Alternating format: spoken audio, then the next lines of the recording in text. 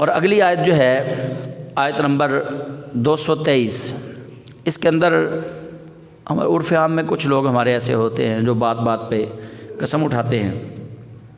کئی تو ہے وہ اپنا سودا بیچنے کے لیے جھوٹی قسموں کا استعمال کرتے ہیں، اور کئی لوگ ہیں وہ نیکی کے کاموں میں قسم اٹھا لیتے ہیں.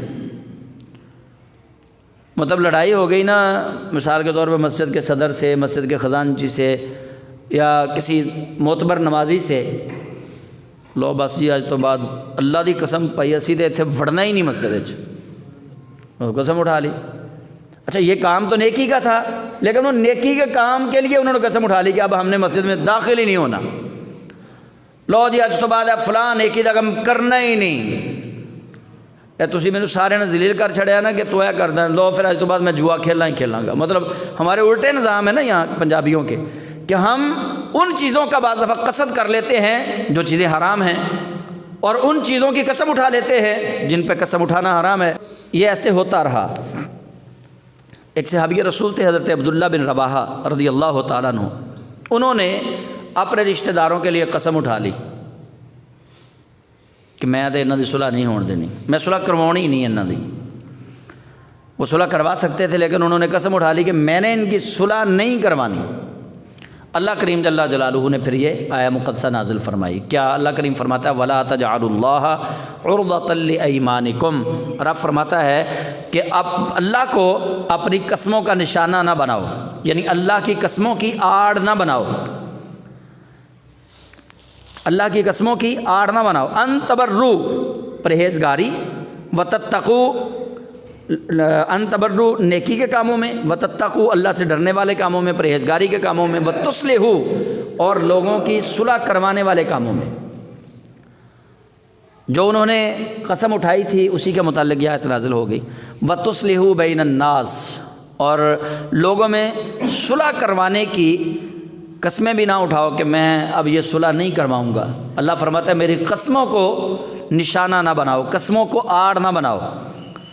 جب نیکی کا کام کرو تو بھی دل سے کرو، اللہ سے ڈرو تو بھی دل سے ڈرو، لوگوں میں صلح کرواؤ تو بھی دل سے کرواؤ. واللہ سمیع علیم، اللہ خوب سننے والا اور خوب جاننے والا ہے. اور پھر کچھ لوگوں کو قسموں کی عادت ہوتی ہے ویسی بات کرنے میں. نہیں یار چھڑ، اللہ دی قسمیں چھڑ دے یار، میں جانا یار، خدا دی قسمیں چھڑ دے یار، یار دیکھ لے اللہ دی قسمیں، نہیں یار میں اللہ دی قسمیں ہونی چاہیے کیا ہے. اس کو کہتے ہیں لغو قسمیں، جو انسان سے ویسے منہ سے عادتاً جو اس کے منہ سے نکلتی ہیں ان کو کہتے ہیں لغو قسمیں. تو اللہ کریم نے یہ رعایت دی. رب فرماتا ہے لا یؤاخذکم اللہ باللغو فی ایمانکم. یہ جو ایسی قسمیں ہیں نا عرفاً جو تمہاری طبیعت میں داخل ہو چکی ہیں اور تم کھاتے ہی رہتے ہو، لا یؤاخذکم اللہ، اللہ ایسی قسموں پہ مؤاخذہ نہیں کرتا، اللہ پکڑتا نہیں ایسی قسموں پہ. ایسی قسموں کی کوئی حیثیت نہیں، اللہ تمہیں گناہ نہیں دیتا. اللہ کو تو پتہ ہے نا کہ یہ بندہ اب قسم کیوں اٹھا رہا ہے، کہ مطلب میرا کسی نے ہاتھ پکڑا تو میں اس کو یار اللہ کی قسمیں چھڑ دے یار، مطلب میں اسے ہاتھ چھڑانے کے لیے کہہ رہا ہوں یار اللہ کی قسم چھڑ دے. اچھا یہ قسمیں یہ ہیں عرف عام میں جو ہماری عادت بن چکی ہیں. ایسی قسموں پہ اللہ کریم مواخذہ نہیں کرتا. کیسی قسموں پہ مواخذہ ہے وہ اگلا حصہ ہے. اللہ فرماتا ہے وَلَٰكِن يُؤَاخِذُكُم بِمَا كَسَبَتْ قُلُوبُكُم. ہاں ایسی قسموں پہ اللہ ضرور پکڑ کرتا ہے جو تم دل سے قسمیں اٹھاتے ہو، جو تم دل سے قسمیں اٹھاتے ہو ان پہ تمہارا مواخذہ اللہ کرے گا، کیونکہ اللہ تو نیتوں کو جاننے والا ہے نا. اگر جھوٹی قسم اٹھاؤ گے، کسی مسلمان کی عزت کا نقصان کرو گے، کسی مسلمان کے تجارت کا نقصان کرو گے، کسی مسلمان کو دھوکہ دینے کے لیے قسم اٹھاؤ گے، تو پھر تو اللہ کریم جل جلالہ مواخذہ فرمائے گا. فرمایا وَلَٰكِن يُؤَاخِذُكُم بِمَا كَسَبَتْ قُلُوبُكُم. اور جو تم دل سے کام کرو گے، قسم اٹھاؤ گے، اللہ کریم جل جلالہ ان کا مواخذہ فرمائے گا. واللہ غفور حلیم، اور اللہ تعالیٰ بخشنے والا ہے اور بردبار ہے. اور اس سے اگلی آیت جو ہے اب آیت نمبر 226 آ گئی جی. ہاں جی. تو اللہ کریم یہاں پہ ان بندوں کے لیے حکم ہے اس میں کہ کبھی کبھی بندہ اپنی بیوی کے پاس جانے کی قسم اٹھا لیتا ہے کہ میں اب اس کے پاس نہیں جانا. میں نے عرب میں یہ رواج تھا کہ وہ 4 مہینے کی قسم اٹھاتے تھے. اس کو کہتے ہیں ایلا. ایلا کہتے ہیں اس کو، ایلا. وہ کہتے 4 مہینے تک بیوی کے پاس ہی نہیں اب جانا۔